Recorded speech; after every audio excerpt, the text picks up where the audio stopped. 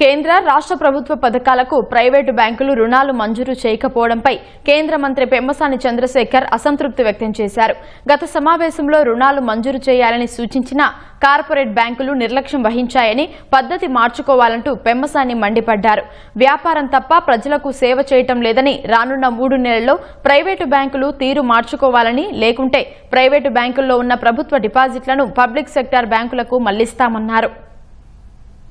ఇక్కడ ఉన్నటువంటి lead banker గారు కానీ లేకపోతే బ్యాంకర్స్ కు సంబంధించిన వాళ్ళు 3 months బ్యాక్ మనం ఒక రివ్యూ చేసినప్పుడు ఆ రోజు చెప్పాం, ఏ బ్యాంక్స్ అయితే కరెక్ట్ గా వర్క్ చేస్తున్నాయో వాళ్ళందరినీ అప్రిషియేట్ చేస్తాం, ఏ బ్యాంక్స్ అయితే పర్ఫార్మెన్స్ సరిగా లేదో వాళ్ళందరినీ కూడా ఐడెంటిఫై చేసి పబ్లిక్ గా అవేర్నెస్ చేస్తామని చెప్పాం. Union bank of India, SBI రెండు కూడా అద్భుతంగా పనిచేస్తా ఉన్నాయి. బట్ ఓవరాల్ గా ప్రైవేట్ సెక్టర్ బ్యాంక్స్ అనుకున్నంతగా అంటే ఎక్కువ వాళ్ళ హౌసింగ్ లోన్స్, ఆటో లోన్స్ గ్యారంటీగా ఏదైతే వాళ్ళకి డబ్బులు వస్తాయో వాటి వరకు పర్ఫామ్ చేస్తూ ఉన్నారు. కానీ ఓవరాల్ సిటిజన్ ఎంపవర్మెంట్ విషయంలో కరెక్ట్గా ప్రోయాక్టివ్ అప్రోచ్ లేదు. సో వాళ్ళందరికీ మనం ఇంకొకసారి రీఇటరేట్ చేసి నెక్స్ట్ 3 monthsలో కనుక పర్ఫార్మెన్స్ లేకపోతే డెఫినెట్గా మనం వర్క్ చేస్తామని చెప్పాం వాళ్ళ మీద. దయచేసి వాళ్ళ పర్ఫార్మెన్స్ ఇంప్రూవ్ చేసుకుంటారనుకుంటా ఉన్నాను.